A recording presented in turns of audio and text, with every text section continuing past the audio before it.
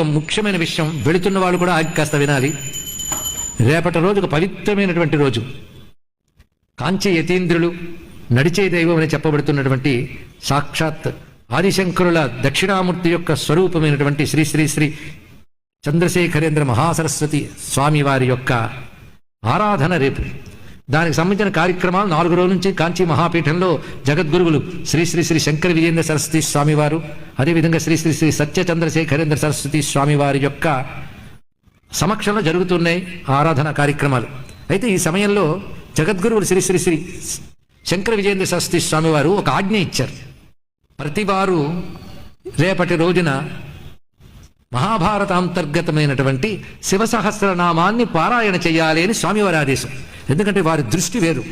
మొత్తం ప్రపంచంలో ప్రస్తుతం ఉన్న పరిస్థితులు ఎలా ఉన్నాయంటే దేశాలకు పడట్లేదు.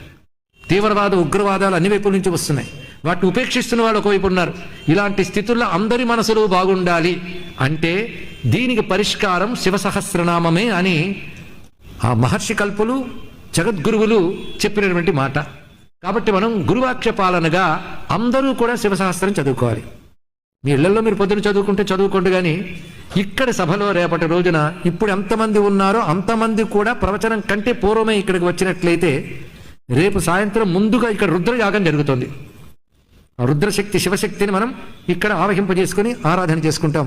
వాటి తర్వాత అందరూ కలిసి శివసహస్రనామ స్తోత్రం, మహాభారత అనుశాసన పర్వంత అంతర్గతమైనటువంటి ఆ స్తోత్రాన్ని చదువుతారు. నామావళి కాకుండా స్తోత్రాన్ని అందరూ చదవచ్చు. చదవగలిగే వాళ్ళందరూ వారి పుస్తకాలు తీసుకువచ్చి ఇక్కడ కూర్చుంటే, కొంతమంది దీక్ష వహించే యజ్ఞం చేసిన వారు ఋత్విజులు వారు ఇక్కడ కూర్చుని చదువుతుంటే వారితో గొంతు కలిపి మీరు అందరూ కూడా చదవచ్చు.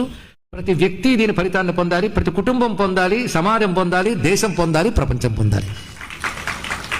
నమః పార్వతీపతయే హర హర మహాదేవ.